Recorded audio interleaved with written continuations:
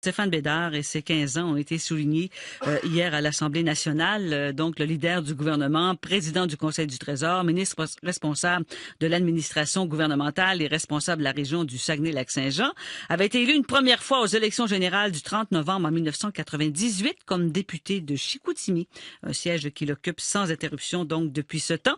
Monsieur Bédard, bonjour. Bonjour, Mme Larouche. Félicitations pour vos 15 ans. Merci. Hein? Merci. On peut dire que vous étiez quand même jeune à ce moment-là. Vous aviez 30 ans.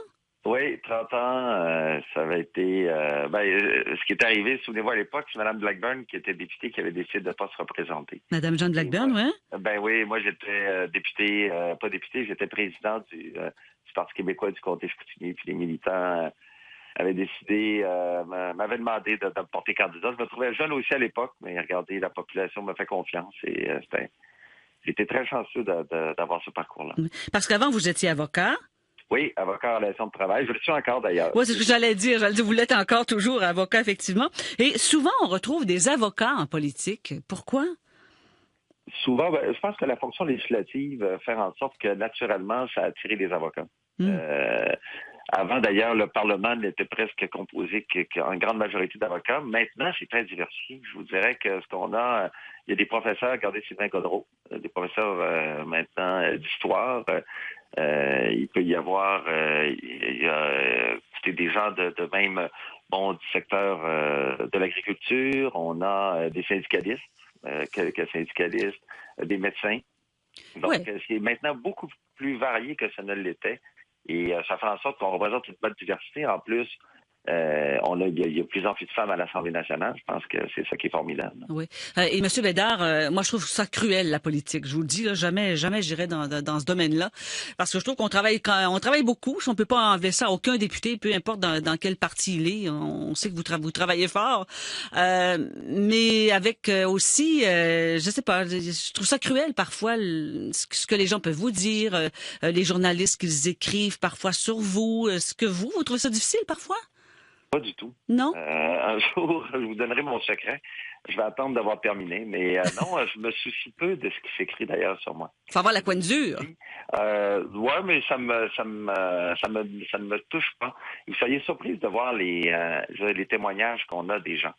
Les gens moi, je suis un gars de Chicoutimi, je vis à Chicoutimi. J'ai passé toute ma vie là. Je vais toujours travailler à Chicoutimi.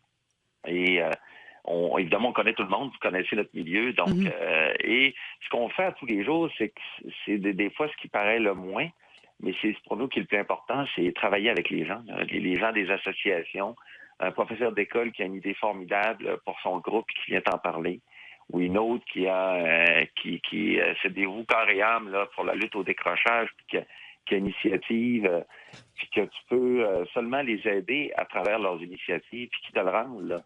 Des gens qui sont complètement démunis, qui se sont fait dire non partout et qui savent quoi faire, viennent cogner à ta porte. Donc, ça, évidemment, ça paraît pas, mais je vous dirais que c'est ce qui est le plus valorisant. Oui, mais parfois, justement, est-ce que vous n'avez pas aussi parfois un sentiment d'impuissance, des gens qui viennent cogner à votre porte, puis vous dites, écoutez, là, je suis désolé, là, on peut pas. Vous devez dire non parfois, là. Des fois, on peut pas réussir. J'ai jamais dit non. Des fois, j'ai dit, on peut pas. Ça peut pas arriver. Mais les gens ont besoin d'être écoutés. Et quand moi, mon mandat, je suis élu par la population, c'est de les écouter, puis de voir avec eux les solutions.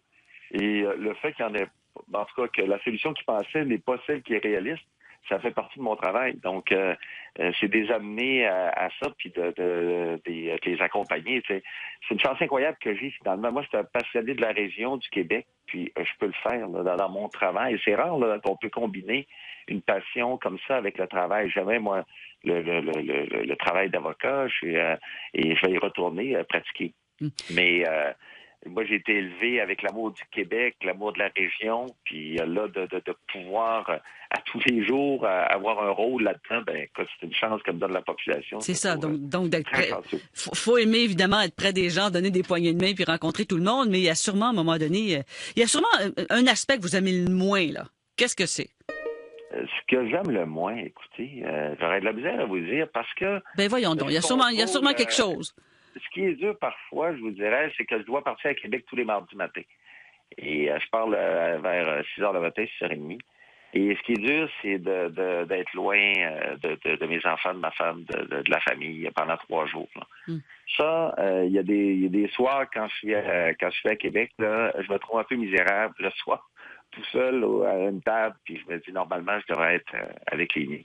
Mm. Mais donc, j'essaie de travailler tard le soir ici à Québec pour ne pas tomber dans la nostalgie. Le reste, c'est que, vous voyez, je suis très présent toujours dans le comté. Je suis là, ma maison est là. Donc, j'arrive le plus tôt possible. Je fais du bureau le lundi, le vendredi. La fin de semaine, je me promène. Donc, ça m'évite, là, je vous dirais, de m'éloigner trop de ce qui est le plus important. Là, ça reste notre famille. Hein. C'est ça, exactement. Il y a même des députés qui ont lâché le travail à cause de ça, qui voulaient changer pour être proches de leur famille parce qu'ils trouvaient ça difficile, justement, d'être à Québec et chez eux dans la même semaine, là.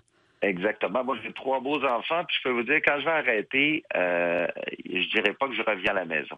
Je vais avoir eu la sensation de toujours être là. Sujet d'actualité aussi, on en parlait cette semaine, la rémunération des députés de l'Assemblée nationale. Un comité a conclu qu'ils ne gagnent pas suffisamment et qu'on pourrait augmenter leur salaire. C'est 88 000 par année, mais c'est 2 fois moins qu'à Ottawa.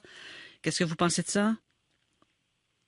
Pas grand-chose. Quand j'ai commencé, le salaire était de 59 000 je m'en souviens encore, en 98.